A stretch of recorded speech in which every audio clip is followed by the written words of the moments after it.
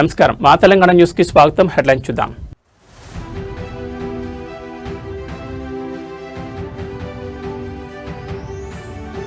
తెలంగాణ కొత్త గవర్నర్ గా శివప్రతాప్ శుక్లా, జిష్ణుదేవ్ వర్మ మహారాష్ట్రకు బదిలీ.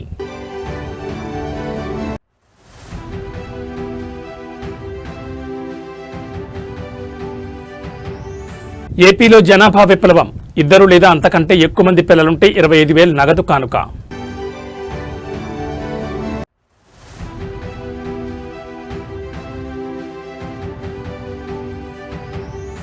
అలిపిరి నుంచి కాలినడకన తిరుమలకు, భక్తి పారవస్యంలో దేవర బ్యూటీ జాన్వీ కపూర్.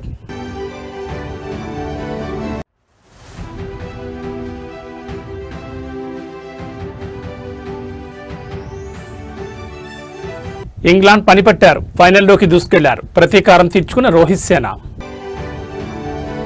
ఇక డీటెయిల్స్ చూస్తే, దేశంలోనే కీలకమైన రాజకీయ మార్పులకు కేంద్ర ప్రభుత్వం శ్రీకారం చుట్టింది. 9 రాష్ట్రాలకు గవర్నర్లను, కేంద్రపాలిత ప్రాంతాలకు లెఫ్టినెంట్ గవర్నర్లను మారుస్తూ రాష్ట్రపతి భవన్ సంచలన నిర్ణయం తీసుకుంది. ఇందులో భాగంగా తెలంగాణ రాష్ట్రానికి నూతన గవర్నర్గా శివప్రతాప్ శుక్లా పేరును ఖరారు చేశారు. ఇప్పటి వరకు హిమాచల్ ప్రదేశ్ గవర్నర్గా బాధ్యతలు నిర్వర్తించిన శివప్రతాప్ శుక్లా ఇకపై తెలంగాణ గవర్నర్గా బాధ్యతలు చేపట్టనున్నారు. ఇంతకాలం తెలంగాణ గవర్నర్గా సేవలందించిన జిష్ణుదేవ్ వర్మ మహారాష్ట్ర గవర్నర్గా బదిలీ చేస్తూ కేంద్రం ఆదేశాలు జారీ చేసింది. కేవలం తెలంగాణ మాత్రమే కాకుండా తమిళనాడు, పశ్చిమ బెంగాల్, బీహార్ వంటి రాష్ట్రాల్లో కూడా గవర్నర్లను మారుస్తూ తీసుకున్న ఈ నిర్ణయం రాజకీయ వర్గాల్లో చర్చనీయాంశమైంది. ముఖ్యంగా ఎన్నికలు రానున్న రాష్ట్రాల్లో ఈ మార్పులు కీలక పరిణామంగా కనిపిస్తున్నాయి. ఉత్తరప్రదేశ్ చెందిన శివప్రసాద్ శుక్లా గతంలో కేంద్ర మంత్రిగా కూడా పనిచేసిన అనుభవజ్ఞులు కావడంతో తెలంగాణ రాజ్భవన్ కార్యకలాపాల్లో ఎలాంటి మార్పులు వస్తాయోనన్న ఉత్కంఠ ఇప్పుడు అందరిలోనూ మొదలైంది. జిష్ణుదేవ్ వర్మ మహారాష్ట్ర గవర్నర్గా బాధ్యతలు చేపట్టనుండగా కొత్త గవర్నర్ శివప్రసాద్ శుక్లా ఎప్పుడు ప్రమాణ స్వీకారం చేస్తారనే దానిపై మరికొద్ది గంటల్లో స్పష్టత రానుంది. తెలంగాణ రాజకీయాల్లో మరో సంచలన మార్పునకు రంగం సిద్ధమైందా? గత 4 ఏళ్లుగా ఎదుర్కొంటున్న న్యాయపరమైన చిక్కుల నుంచి విముక్తి పొందిన తర్వాత కల్వకుంట్ల కవిత తన తదుపరి కార్యాచరణను ప్రకటించారు. తిరుమల వెంకటేశ్వర స్వామి వారి ఆశీస్సులతో తనపై ఉన్న మరకలు తొలగిపోయాయని చెప్తూనే సరికొత్త రాజకీయ ప్రయాణానికి శ్రీకారం చుట్టారు. గత 4 ఏళ్లుగా అనుభవించిన మనోవేదన వర్ణనాతీతం, కానీ చివరికి ధర్మమే గెలిచినట్టు కవిత ఎమోషనల్ అయ్యారు. సత్యం, న్యాయం తమ వైపే ఉన్నాయని మొదటి నుంచి చెప్తున్నానని, ఇప్పుడు స్వామివారి దయతో క్లీన్ చిట్ రావడంతో తన మొక్కును చెల్లించుకోవడానికి కాలినడకన తిరుమలకు వచ్చానని ఆమె స్పష్టం చేశారు. అయితే ఈ పర్యటనలో అందరినీ ఆశ్చర్యపరిచిన విషయం ఆమె చేసిన రాజకీయ ప్రకటన. కేవలం ఆధ్యాత్మిక పర్యటనగానే కాకుండా తెలంగాణ భవిష్యత్పై తన విజన్ను ఆమె బయటపెట్టారు.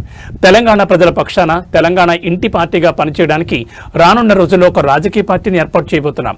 ఈ ఒక్క మాట ఇప్పుడు 2 రాష్ట్ర రాజకీయాల్లో పెను సంచలనంగా మారింది. ఇప్పటికే తెలంగాణ జాగృతి అధ్యక్షురాలుగా సాంస్కృతిక రంగంలో తన ముద్ర వేసిన కవిత ఇప్పుడు నేరుగా కొత్త పార్టీ వైపు అడుగులు వేయడం వెనుక ఉన్న వ్యూహం ఏంటి? తెలంగాణ అస్తిత్వం కోసం ప్రజల గొంతుగా మారడమే లక్ష్యంగా ఈ ఇంటి పార్టీ ఉండబోతోందని ఆమె హింట్ ఇచ్చారు. పాత కేసుల నుంచి విముక్తి లభించడంతో ఇక పూర్తి స్థాయిలో ప్రజాక్షేత్రంలోకి వెళ్లాలని ఆమె నిర్ణయించుకున్నట్లు కనిపిస్తోంది. మరి కవిత ఏర్పాటు చేయబోయే ఈ కొత్త పార్టీ స్వరూపం ఎలా ఉండబోతోంది? పార్టీ పేరేమిటి? ఇది తెలంగాణ రాజకీయాల్లో ఎలాంటి సమీకరణలను మార్చిపోతోంది?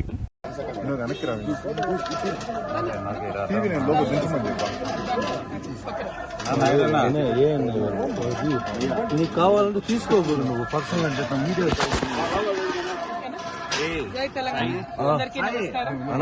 నాకు రావట్లేదు. నేను గత 4 సంవత్సరాలుగా పడుతున్నటువంటి మనోవేదన ఆ స్వామివారి దయ వల్ల మరి కంప్లీట్ గా నేను ఏదైతే చెప్తూ వచ్చాను, సత్యం నా వైపు ఉంది, న్యాయం నా వైపు ఉంది, భగవంతుడు నా వైపు ఉన్నాడని చెప్తూ వచ్చాను. అదే నిజమని రుజువు చేస్తూ కంప్లీట్ గా కోర్టులో మరి క్లీన్ చీట్ రావడంతోనే స్వామివారికి కాలినడకన వచ్చి మొక్కు చెల్లించుకుంటానని అనుకున్నాను. దానికోసం ఇవాళ ఇక్కడికి రావడం జరిగింది. నిన్న కాలినడకన కొండకెక్కి ఈరోజు పొద్దున్నే స్వామివారి దర్శనం చేసుకోవడం జరిగింది. మరి అదేవిధంగా రాబోయే రోజులలో తెలంగాణ రాష్ట్రంలో తెలంగాణ ప్రజల పక్షాన తెలంగాణ ఇంటి పార్టీగా పనిచేయడానికి ఫ్యూచర్లో పొలిటికల్ పార్టీని కూడా పెట్టబోతా ఉన్నాను. కాబట్టి దానికి కూడా ఖచ్చితంగా స్వామివారి ఆశీస్సులు ఉంటాయి, దయ ఉండాలని చెప్పి కోరుకొని మరి వాళ్ళు దర్శనం చేసుకోవడం జరిగింది. నేను ఎప్పుడు తిరుమలకు వచ్చినా ఒకటే కోరుకుంటాను, తెలంగాణ రాష్ట్రం బాగుండాలి, తెలంగాణ ప్రజలు బాగుండాలి, ఆంధ్ర రాష్ట్రం బాగుండాలి, ఆంధ్ర ప్రజలు బాగుండాలి. రాష్ట్రాలుగా మనం విడిపోయినా కూడా ప్రజలుగా కలిసి ఉండాలి, ప్రజలందరూ బాగుండాలని మనస్ఫూర్తిగా కోరుకుంటాను. అదే జరగాలని చెప్పి మళ్ళీ ఒకసారి భగవంతుని కోరుకుంటూ థ్యాంక్ యూ. జై తెలంగాణ, జై Andhra. The whole country has witnessed how I was in the last 4 years targeted politically, my image being tarnished, my name being dragged into unnecessary things. I've always said I am on the side of the truth, and I've always said I have divine blessings, and it has come true today after I've been honorably discharged from the Delhi liquor policy case. I have come to seek the blessings of Lord Balaji. I have climbed up all the 7 hills to reach him. I truly believe that when you are on the side of Satya and Dharma, God will definitely protect you. And soon, in a couple of months, I am also going to float a political party in Telangana. I am hoping Lord Balaji will bless me to serve the people of Telangana in a better manner. I would also like to seek the blessings of the people of the nation, because as a daughter of Telangana, I am making an effort to serve my people. But the entire nation has witnessed the way my name was tarnished and dragged into unnecessary things. So as a daughter of Telangana, I seek the blessings of the nation. Thank you. Jai Telangana. తెలంగాణలో అప్పుడే సూర్యుడి ప్రతాపం చూపిస్తున్నాడు. సాధారణంగా April May నెలలో ఉండే ఎండలు ఈసారి మార్చి మొదటి వారంలోనే జనాన్ని ఉక్కిరిబిక్కిరి చేస్తున్నాయి. హైదరాబాద్తో పాటు రాష్ట్ర వ్యాప్తంగా ఉష్ణోగ్రతలు అమాంతం పెరిగిపోవడంతో వాతావరణ శాఖ కీలక హెచ్చరికలు జారీ చేసింది. హైదరాబాద్లో నేడు గరిష్ట ఉష్ణోగ్రత 34 డిగ్రీల సెల్సియస్గా నమోదైనప్పటికీ రాష్ట్రంలోని పలు జిల్లాల్లో ఇది ఇప్పటికే 38 డిగ్రీల సెల్సియస్ నుంచి 40 డిగ్రీల సెల్సియస్కు చేరుకుంది. ఉత్తర మరియు మధ్య తెలంగాణ జిల్లాలో గరిష్ట ఉష్ణోగ్రతలు సాధారణం కంటే 2 నుంచి 3 డిగ్రీలు అధికంగా నమోదవుతున్నాయి. ఉత్తర భారతం నుండి వీస్తున్న పొడిగాలుల వల్ల గాలిలో తేమ శాతం గణనీయంగా పడిపోయింది. ప్రస్తుతం హైదరాబాద్లో హ్యూమిడిటీ కేవలం 12% మాత్రమే ఉంది. ఖమ్మం, ములుగు, ఆదిలాబాద్ మరియు జగిత్యాల జిల్లాలో ఎండ తీవ్రత ఎక్కువగా ఉంది. ముఖ్యంగా ములుగు జిల్లా మంగపేటలో అత్యధికంగా 39 డిగ్రీల ఉష్ణోగ్రత నమోదైంది. రానున్న 48 గంటల్లో ఈ ఉష్ణోగ్రతలు 41 డిగ్రీల మార్కును కూడా దాటే అవకాశం ఉందని నిపుణులు హెచ్చరిస్తున్నారు. తీవ్రమైన ఎండల దృష్ట్యా మధ్యాహ్నం 12 గంటల నుంచి సాయంత్రం 4 గంటల వరకు అత్యవసరమైతే తప్ప బయటకు రావద్దని వాతావరణ శాఖ సూచిస్తోంది. ముఖ్యంగా వృద్ధులు, చిన్నారులు వడదెబ్బ తగలకుండా జాగ్రత్త వహించాలి. శరీరంలో నీటి శాతం తగ్గకుండా నిమ్మరసం, కొబ్బరి నీళ్లు, మజ్జిగ వంటి ద్రవ పదార్థాలు ఎక్కువగా తీసుకోవాలి. మార్చిలోని పరిస్థితి ఇలా ఉంటే ఇక రాబోయే ఏప్రిల్ మే నెలలో ఎండలు ఏ స్థాయిలో ఉంటాయోనని సామాన్యులు ఆందోళన చెందుతున్నారు. మార్చి 18 తర్వాత అకాల వర్షాలు కురిసే అవకాశం ఉందన్న అంచనాలు కొంత ఊరటనిచ్చినా అప్పటి వరకు ఈ భానుడి భగభగలు తప్పేలా కనిపించడం లేదు. జనాభా నియంత్రణ నుంచి జనాభా పెంపు వైపు తెలుగు రాష్ట్రాలు అడుగులు వేస్తున్నాయా? ఇప్పటి వరకు ఒక్కరు ముద్దు ఇద్దరు చాలు అన్న నినాదం వినిపించిన చోట ఇప్పుడు ముగ్గురుంటేనే మెరుగైన భవిష్యత్ అనే సరికొత్త వాదన వినిపిస్తోంది. ఈ క్రమంలోనే ఆంధ్రప్రదేశ్ ముఖ్యమంత్రి చంద్రబాబు నాయుడు అసెంబ్లీ వేదికగా ఒక సంచలన ప్రకటన చేశారు. ఇద్దరు లేదా అంతకంటే ఎక్కువ మంది పిల్లలున్న తల్లిదండ్రులకు 25,000 ఆర్థిక సహాయం అందజేయనున్నట్లు వెల్లడించారు. ఇక్కడ ఒక విషయాన్ని గమనించాలి. ఈ 25,000 నగదు ప్రోత్సాహం పథకాన్ని ప్రకటించింది ఆంధ్రప్రదేశ్ ముఖ్యమంత్రి చంద్రబాబు నాయుడు. మార్చి 5, 2026న ఏపీ అసెంబ్లీలో ప్రవేశపెట్టిన డ్రాఫ్ట్ పాపులేషన్ మేనేజ్మెంట్ పాలసీలో భాగంగా ఈ ప్రతిపాదన చేశారు. తెలంగాణలో ప్రస్తుతం ఇటువంటి కొత్త పథకం అధికారికంగా ప్రకటించలేదు. 2వ లేదా 3వ సంతానం కలిగిన తల్లిదండ్రులకు డెలివరీ సమయంలోని 25,000 అందజేస్తారు. ఆ బిడ్డకు 5 ఏళ్ల వయసు వచ్చే వరకు నెలకు 1,000 రూపాయలు చొప్పున ఆర్థిక సహాయం, 18 ఏళ్ల వరకు ఆ బిడ్డకు పూర్తి ఉచిత విద్య అందించేలా ప్రణాళిక, ప్రభుత్వ ఉద్యోగులకైతే 3వ సంతానం కలిగే సమయంలో పితృత్వ సెలవులు కూడా మంజూరు చేయాలని యోచిస్తోంది. దక్షిణ భారతదేశంలో ముఖ్యంగా ఆంధ్రప్రదేశ్లో సంతానోత్పత్తి రేటు క్రమంగా పడిపోతోంది. ఇదే పరిస్థితి కొనసాగితే 2047 నాటికి రాష్ట్రంలో వృద్ధుల సంఖ్య పెరిగి యువశక్తి తగ్గిపోతుందని, జపాన్ వంటి దేశాలు ఎదుర్కొన్న సంక్షోభం ఇక్కడ కూడా వచ్చే ప్రమాదం ఉందని సీఎం ఆందోళన వ్యక్తం చేశారు. అందుకే ప్రజలను ఎక్కువ మంది పిల్లలను కనమని ప్రోత్సహించడానికి ఈ నిర్ణయం తీసుకున్నారు. ఈ పాలసీ మార్చి చివరి నాటికి తుది రూపు దాల్చి ఏప్రిల్ 1, 2026 నుంచి అమల్లోకి వచ్చే అవకాశం ఉంది. మరి ఏపీ బాటలోనే తెలంగాణ ప్రభుత్వం కూడా ఎలాంటి నిర్ణయం తీసుకుంటుందా అనేది వేచి చూడాలి. ఇప్పుడు మంది 1.5% TFR దాన్ని 2.1కి తీసుకెళ్ళాలి. ఛాలెంజ్ అంతా ఎకానమీ అభివృద్ధి అవుతా ఉంది. అభివృద్ధి అయినప్పుడు ఆటోమేటిక్గా డబ్బులు సంపాదించే విధానంలో పిల్లలు దొరుకునే పరిస్థితి వస్తూ ఉంది. దీనివల్ల చాలా దేశాలు ఇబ్బంది పడ్డాయి. అందుకే ఒక నూతనమైన విధానం కోసం ఈరోజు మేము ఆలోచించేది, ఈ రెండో బిడ్డ కానీ చైల్డ్ కానీ 2 కంటే అబౌవ్ ఎంతమంది వాళ్ళు ఇచ్చేస్తే డెలివరీ సమయంలోనే 25,000 రూపాయలు ఆ పేరెంట్స్కి డబ్బులు ఇస్తామని చెప్తున్నారు. ఇది ఒక పెద్ద గేమ్ చేంజర్గా తయారవుతుంది. దీన్ని మనం చేయగలిగితే చాలా వరకు ఉపయోగపడుతుంది.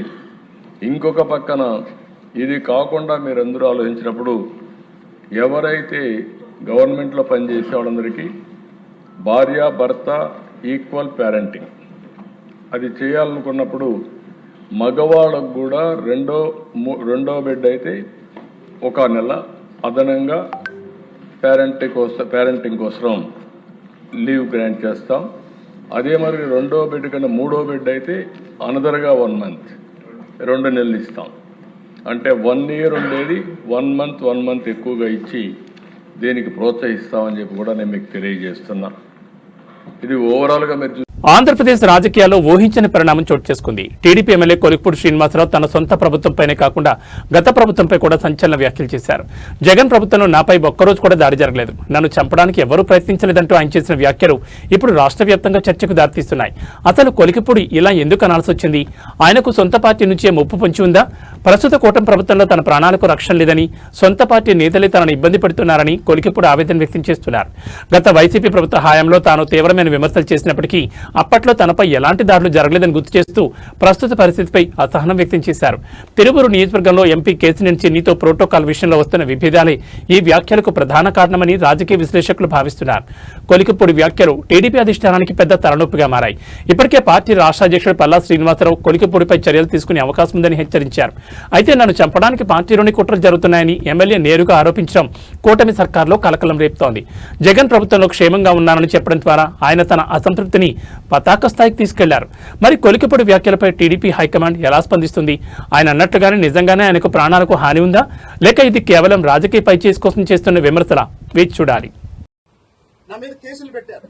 జగన్మోహన్ రెడ్డి గారి ప్రభుత్వం నా మీద ఎన్నో కేసులు పెట్టారు, అరెస్టు చేశారు, చాలా కేసుల్లో నోటీసు ఇచ్చి వదిలేశారు. కొన్ని కేసులు ఇప్పుడిప్పుడే మంగళగిరి కోర్టులో కొట్టేస్తున్నారు. కానీ ఏ రోజు కూడా జగన్మోహన్ రెడ్డి ప్రభుత్వం నా మీద దాడి చేయలేదు, దాడి చేయడానికి ప్రయత్నం చేయలేదు, నన్ను చంపడానికి ప్రయత్నం చేయలేదు. కానీ మొన్న నెమలి కళ్యాణోత్సవంలో ఎప్పుడైతే నేను పట్టు వస్త్రాలు సమర్పించి ఇంటికి వచ్చానో, వచ్చిన తర్వాత నిఘా వర్గాల ద్వారా నాకు తెలిసింది ఏంటంటే, తెలిసిన సమాచారాన్ని బట్టి నేను అడిగే ప్రశ్నలు ఏంటంటే, దేవాలయానికి వెళ్ళిన తర్వాత అతిలోక సుందరి శ్రీదేవి తనయ బాలీవుడ్ సెన్సేషన్ జాన్వీ కపూర్ మరోసారి తన భక్తిని చాటుకున్నారు. షూటింగ్లతో ఎంతో బిజీగా ఉన్న తిరుమల శ్రీవారిని దర్శించుకోవడం ఆమెకు ఒక ఆనవాయితీ. నిన్న రాత్రి జాన్వీ కపూర్ అలిపిరి వద్ద ప్రత్యేక పూజలు నిర్వహించి కాలినడకన సప్తగిరులను అధిరోహించారు. దీనికి సంబంధించిన విజువల్స్ ఇప్పుడు సోషల్ మీడియాలో వైరల్ అవుతున్నాయి. సంప్రదాయబద్ధంగా పసుపు రంగు దుస్తుల్లో మెరిసిపోయిన జాన్వీ అలిపిరి పాదాల మండపం వద్ద మోకాళ్లపై కూర్చుని భక్తి శ్రద్ధలతో కొబ్బరికాయ కొట్టి తన యాత్రను ప్రారంభించారు. లగ్జరీ కార్లు, విమానాల్లో తిరిగే సెలబ్రిటీ అయినప్పటికీ సామాన్య భక్తురాల్లా కాలినడకనే కొండ ఎక్కడంపై అభిమానులు ప్రశంసలు కురిపిస్తున్నారు. ఇటీవల విడుదలైన తన సినిమాల విజయం లేదా రాబోయే ప్రాజెక్టుల కోసం ఆమె ఈ మొక్కు తీర్చుకున్నట్టు తెలుస్తోంది. జాన్వీ కపూర్ కు తిరుమల అంటే కేవలం ఒక క్షేత్రం మాత్రమే కాదు, అది ఆమె తల్లి శ్రీదేవికి అత్యంత ఇష్టమైన ప్రదేశం. తల్లి మరణం తర్వాత ప్రతి పుట్టినరోజున లేదా ప్రతి ముఖ్యమైన సందర్భంలోనూ జాన్వీ తిరుమలకు రావడం చూస్తూనే ఉన్నాం. తిరుమల కొండపై నాకు ప్రశాంతత లభిస్తుంది, నా తల్లి జ్ఞాపకాలు ఇక్కడ సజీవంగా ఉన్నట్లు అనిపిస్తుందని గతంలో ఆమె పలుమార్లు పేర్కొన్నారు. ప్రస్తుతం ఎన్టీఆర్ సరసన దేవర వంటి భారీ ప్రాజెక్టులతో బిజీగా ఉన్న జాన్వీ ఈ యాత్ర ద్వారా ఆధ్యాత్మిక శక్తిని పొందే ప్రయత్నం చేస్తున్నారు. నేడు ఉదయం విరామ సమయంలో జాన్వీ కపూర్ శ్రీవారిని దర్శించుకున్నారు.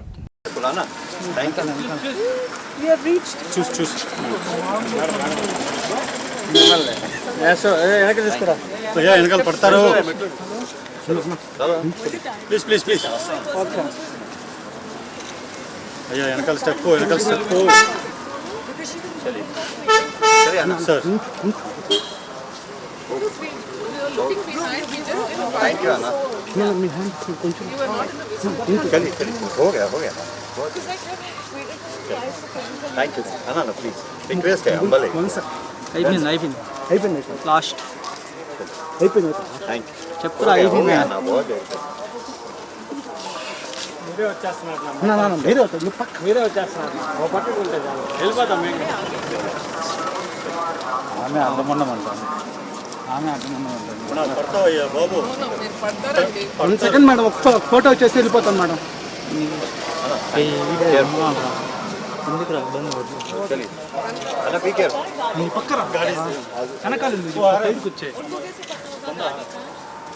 సాయి వెనకాల సైడ్కి రా, వెనకాల వస్తే తగులుకుంటారు, కాలు తగులుకుంటారు. Sai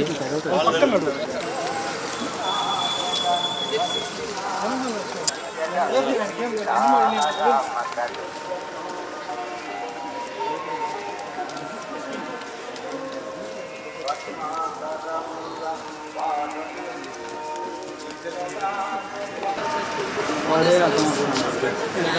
it was on a red t-shirt.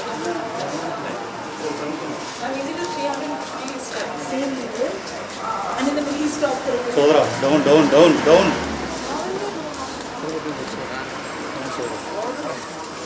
Krishna, उनके पास ఓకే है कोई? హాయ్ हमारा बंदा ప్రపంచవ్యాప్తంగా యుద్ధ జ్వాలలు ఎగిసిపడుతున్న వేళ భారత ఇంధన భద్రత విషయంలో ఒక కీలక మలుపు తిరిగింది. పశ్చిమాసియాలో భీకర యుద్ధం కారణంగా చమురు రవాణా స్తంభించిపోతుందన్న ఆందోళన మధ్య అమెరికా భారత్కు ఒక భారీ మినహాయింపునిచ్చింది. రష్యా నుంచి చమురు కొనుగోలు చేసేందుకు భారత్పై ఎలాంటి ఆంక్షలు ఉండవని అమెరికా స్పష్టం చేసింది. యుఎస్ ట్రెజరీ కార్యదర్శి స్కౌట్ బెసెంట్ ఎక్స్ వేదికగా ఈ సంచలన విషయాన్ని వెల్లడించారు. రష్యా చమురు దిగుమతులపై భారత్కు మినహాయింపు ఇస్తున్నట్లు ఆయన ప్రకటించారు. ప్రస్తుతం ఇజ్రాయెల్, ఇరాన్ ఉద్రిక్తతల వల్ల రెడ్ సీ మార్గంలో చమురు రవాణాకు తీవ్ర ఆటంకాలు ఏర్పడ్డాయి. ఈ నేపథ్యంలో ప్రపంచ మార్కెట్లో చమురు ధరలు ఆకాశాన్ని తాకకుండా ఉండాలంటే భారత్ వంటి పెద్ద దేశాలకు రష్యా చమురు అందరం తప్పనిసరని అమెరికా గుర్తించింది. యుద్ధం మొదలైనప్పటి నుంచి పశ్చిమ దేశాల ఒత్తిడి ఉన్నప్పటికీ భారత్ తన జాతీయ ప్రయోజనాలకే పెద్దపీట వేసింది. రష్యా నుంచి తక్కువ ధరకు చమురును కొనుగోలు చేయడం ద్వారా విదేశీయంగా పెట్రోల్, డీజిల్ ధరలు పెరగకుండా నియంత్రించగలిగింది. భారత్ తన అవసరాల కోసం రష్యా చమురును కొనడం వల్ల ప్రపంచ మార్కెట్లో డిమాండ్ తగ్గి ఇతర దేశాలకు కూడా మేలు జరుగుతుందని గతంలోని భారత విదేశాంగ శాఖ స్పష్టం చేసింది. ఇప్పుడు అదే వాదనను అమెరికా కూడా అంగీకరించడం విశేషం. ఈ మినహాయింపు వల్ల భారత్కు రష్యా నుంచి నిరంతరాయంగా క్రూడ్ ఆయిల్ సరఫరా అవుతుంది. దీనివల్ల అంతర్జాతీయంగా చమురు ధరలు పెరిగినా భారత్లో పెట్రోల్ ధరలు స్థిరంగా ఉండే అవకాశం ఉంది. దేశీయ ద్రవ్యోల్బణం అదుపులో ఉంటుంది. రవాణా ఖర్చులు పెరగకుండా సామాన్యుడిపై భారం తగ్గుతుంది. పశ్చిమాసియాలో యుద్ధం తీవ్రమవుతున్న అమెరికా ఇచ్చిన ఈ మినహాయింపు భారత్కు ఒక పెద్ద దౌత్య విజయమని చెప్పొచ్చు. మరి ఈ నిర్ణయం రష్యా భారత్ సంబంధాలను ఇంకా ఏ స్థాయికి తీసుకెళ్తుందో చూడాలి. మరి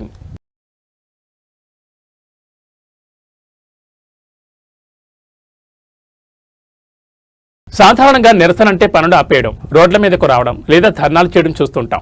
కానీ కేరళలోని ఆర్టీఓ కార్యాలయాల్లో ఉద్యోగులు ఒక వినూత్న నిరసన దిగారు.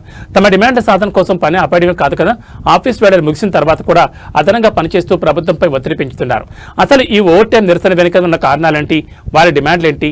కేరళ రాష్ట్ర వ్యాప్తంగా ఉన్న ప్రాంతీయ రవాణా కార్యాలయాల్లో ఈ వెరైటీ సమ్మె కొనసాగుతోంది. మోటార్ వెహికల్ డిపార్ట్మెంట్లోని మినిస్టీరియల్ స్టాఫ్ ప్రమోషన్ అవకాశాలను ప్రభుత్వం తగ్గించిందని ఉద్యోగులు ఆరోపిస్తున్నారు. రిక్రూట్మెంట్ ప్రమోషన్ సంబంధించిన స్పెషల్ రూల్స్ లో ప్రభుత్వం చేసిన మార్పులు తమకు అన్యాయం చేస్తున్నాయని వారు వాదిస్తున్నారు. Kerala motor vehicle department staff association ఆధ్వర్యంలో ఈ నిరసన కార్యక్రమం జరుగుతోంది. పాలక్కాడ్కు చెందిన సీనియర్ క్లర్క్ సురేష్ కుమార్ ఈ నిరసనపై స్పందిస్తూ, సాయంత్రం 5 గంటలకు ఆఫీస్ టైం ముగిసినా రాష్ట్ర వ్యాప్తంగా ఉన్న మా ఉద్యోగులందరం మరో 3 గంటల పాటు అదనంగా పనిచేస్తున్నాం. మా సమస్యలను ప్రభుత్వం గుర్తించి చేసిన తప్పులను సరిదిద్దుకుంటుందని భావిస్తున్నామని తెలిపారు. ప్రజలకు ఇబ్బంది కలగకుండా అదే సమయంలో తమ నిరసన ప్రభుత్వం దృష్టికి వెళ్లేలా ఈ మార్గాన్ని ఎంచుకున్నట్లు వారు చెబుతున్నారు.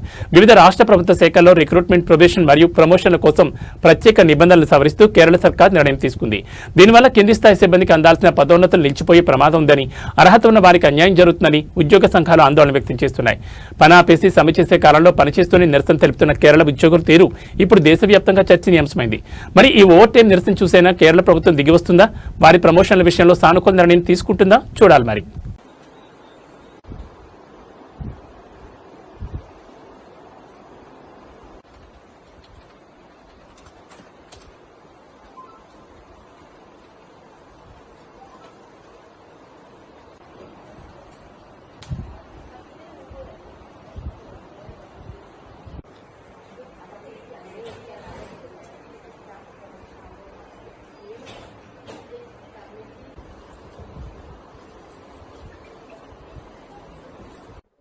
why you are in protest by extra working time? Because in all our strike, we are doing pen down strike. Actually, it is against the interest of public as well as the interest of government, and not doing work is not a good thing for the society as well as the public as well as the government, right? So we are doing our additional hours after 5 p.m. We are doing 3 more hours on this particular day all over the state. So this will be noticed by all, and our grievances should know to all the people, all the public and the government. We think government will take appropriate corrective measures to redress our issues. It is the statewide protest by Kerala Motor Vehicle Department. దేశాభివృద్ధికి వెన్నెముక్క ఉన్న వ్యవసాయ రంగం మరియు గ్రామీణ ఆర్థిక వ్యవస్థను మరింత బలోపేతం చేసే దిశగా కేంద్ర ప్రభుత్వం అడుగులు వేస్తోంది. కేంద్ర బడ్జెట్ 2026-27లో కేటాయించిన నిధులను క్షేత్రస్థాయిలో ఎలా అమలు చేయాలి అన్న అంశంపై నేడు నిర్వహించనున్న కీలకమైన వెబినార్ను ఉద్దేశించి ప్రధాని నరేంద్ర మోడీ ప్రసంగించనున్నారు. వ్యవసాయం మరియు గ్రామీణ పరివర్తన అనే థీమ్తో ఈ వీడియో కాన్ఫరెన్స్ జరగనుంది. బడ్జెట్లో ప్రకటించిన పథకాలు కాగితాలకే పరిమితం కాకుండా గడువులోగా ప్రజలకు ఎలా చేరాలనే దానిపై ప్రధాని దిశానిర్దేశం చేయనున్నారు. ఈ వెబినార్లో కేంద్ర మంత్రులు, రాష్ట్ర ప్రభుత్వాల ప్రతినిధులు, వ్యవసాయ శాస్త్రవేత్తలు, వివిధ రైతు సంఘాల నాయకులు మరియు బ్యాంకింగ్ రంగ నిపుణులు పాల్గొంటున్నారు. వ్యవసాయంలో డ్రోన్ల వినియోగం, డిజిటల్ అగ్రికల్చర్ మిషన్ మరియు ఎరువుల వినియోగంపై శాస్త్రీయ దృక్పథాన్ని పెంపొందించడం ఈ సెషన్ ప్రధాన ఎజెండా. గత కొన్నేళ్లుగా కేంద్ర ప్రభుత్వం బడ్జెట్ తర్వాత ఇటువంటి వెబినార్లను నిర్వహించడం ఒక ఆనవాయితీగా మార్చుకుంది. దీనివల్ల ప్రభుత్వానికి మరియు వాటాదారులకు మధ్య సమన్వయం పెరుగుతుందని భావిస్తున్నారు. ముఖ్యంగా పప్పుధాన్యాల ఉత్పత్తిలో స్వయం సమృద్ధి, నూనె గింజల సాగు పెంపుదల మరియు గ్రామీణ ప్రాంతాల్లో మౌలిక సదుపాయాల కల్పనకు ఈ ఏడాది బడ్జెట్ పెద్దపీట వేస్తారు. ఈ ప్రసంగంలో ప్రధానంగా నేచురల్ ఫార్మింగ్ మరియు చిన్న రైతుల ఆదాయాన్ని పెంచే మార్గాలపై తన విజన్ ను పంచుకోనున్నారు. అలాగే గ్రామీణ పర్యాటకం మరియు గ్రామీణ స్టార్టప్స్ ద్వారా ఉపాధి అవకాశాలను ఎలా మెరుగుపరచుకోవచ్చు అనే దానిపై కూడా కీలక ప్రకటనలు చేసే అవకాశం ఉంది. आदरणीय प्रधानमंत्री जी, आदरणीय मंत्री कृषि एवं किसान कल्याण और ग्रामीण विकास, आदरणीय मंत्री मत्स्य पालन, पशुपालन और डेयरी, आदरणीय राज्य मंत्रीगण, एग्रीकल्चर एंड रूरल ट्रांसफॉर्मेशन विषय पर आयोजित वेबिनार में आदरणीय प्रधानमंत्री जी का हार्दिक स्वागत है। सर, इस वेबिनार में सभी स्टेक होल्डर्स, किसान, पशुपालक, मत्स्य पालक, स्वयं सहायता समूह की दीदियां, experts, scientist, processors, traders, startups, industry, institutions और कोऑपरेटिव्स के प्रतिनिधि जुड़े हैं। साथ ही साथ केंद्र और राज्यों के अधिकारीगण भी साथ में जुड़े हैं। सर, मैं आप सभी का भी स्वागत करता हूं। सर, भारत सरकार ने कृषि और संबद्ध क्षेत्र के विकास और संवर्धन को सर्वोच्च प्राथमिकता दी है और हमारे किसान, पशुपालक, मत्स्य पालक भाई बहनों का कल्याण सभी नीतिगत निर्णयों के केंद्र में रहा है। Kollywood super star TVK party అధినేత విజయ్ వ్యక్తిగత జీవితం ఇప్పుడు దేశవ్యాప్తంగా హాట్ టాపిక్ గా మారింది.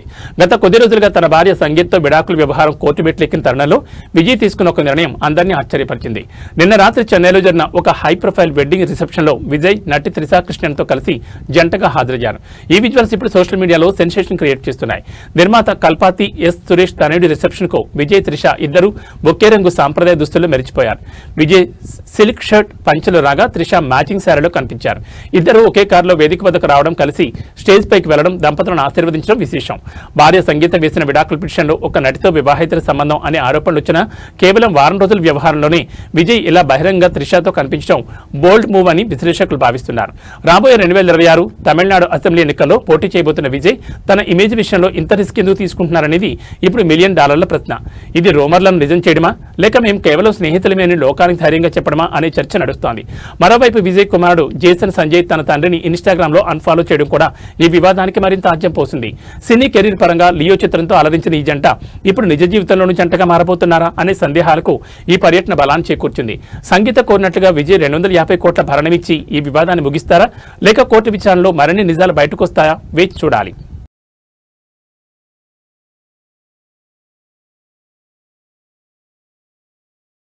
యావత్ భారతావని ఎప్పుడెప్పుడా ఎదురుచూస్తున్న క్షణం వచ్చేసింది. టీ20 వరల్డ్ కప్ లో భారత్ అప్రతిహత జయత్రాత కొనసాగుతోంది. సెమీఫైనల్ పోర్లో డిపెండింగ్ ఛాంపియన్ ఇంగ్లాండ్ ను మట్టి కరిపించి గర్వంగా ఫైనల్లో అడుగుపెట్టింది టీమిండియా. ఆఖరి బంతి వరకు ఉత్కంఠభరితంగా సాగిన ఈ మ్యాచ్లో 7 పరుగుల తేడాతో గెలిచి ఇంగ్లీష్ జట్టుపై ప్రతీకారం తెచ్చుకుంది రోహిత్ సేన. గత వరల్డ్ కప్ సెమీస్ లో ఇంగ్లాండ్ చేతిలో ఎదురైన ఓటమికి భారత్ సరైన బదులిచ్చింది. టాస్ గెలిచి తొలుత బ్యాటింగ్ చేసిన భారత్ నిర్ణీత ఓవర్లలో పోరాడదగ్గ స్కోరును సాధించింది. కెప్టెన్ రోహిత్ శర్మ మెరుపు ఇన్నింగ్స్ జట్టుకు మంచి పునాది వేసింది. స్వల్ప లక్ష్యమే అయినప్పటికీ భారత బౌలర్లు కట్టుదిట్టమైన బంతులతో ఇంగ్లాండ్ బ్యాటర్లను కట్టడి చేశారు. ముఖ్యంగా డెత్ ఓవర్లలో బుమ్రా, హర్షదీప్ సింగ్ తమ స్పెల్స్ తో మ్యాచ్ ను మలుపు తిప్పారు. ఈ విజయంతో భారత్ ఇప్పుడు టైటిల్ పోరుకు సిద్ధమైంది. టోర్నీ ఆరంభం నుంచి ఓటమెరగకుండా దూసుకుపోతున్న టీమిండియా ఫైనల్లోనూ ఇదే జోరును కొనసాగించాలని అభిమానులు కోరుకుంటున్నారు. మా బౌలర్లు మరియు బ్యాటర్ల మధ్య అద్భుతమైన సమన్వయం ఉంది.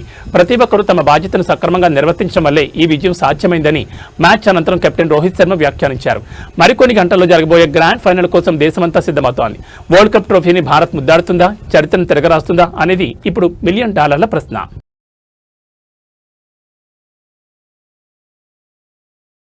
న్యూస్ ముగించే ముందు హెడ్లైన్స్ మరోసారి.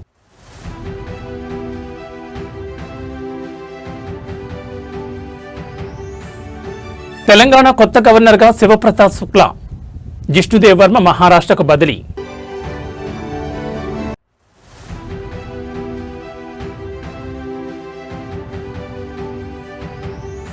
ఏపీలో జనాభా విప్లవం, 2 లేదా అంతకంటే ఎక్కువ మంది పిల్లలుంటే 25,000 నగదు కానుక.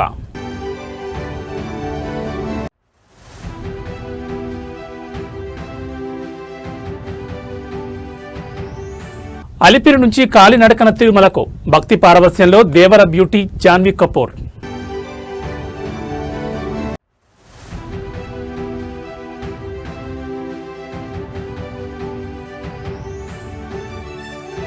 ఇంగ్లాండ్ పనిపట్టారు, ఫైనల్లోకి దూసుకెళ్లారు, ప్రతీకారం తీర్చుకున్న రోహిత్ సేన.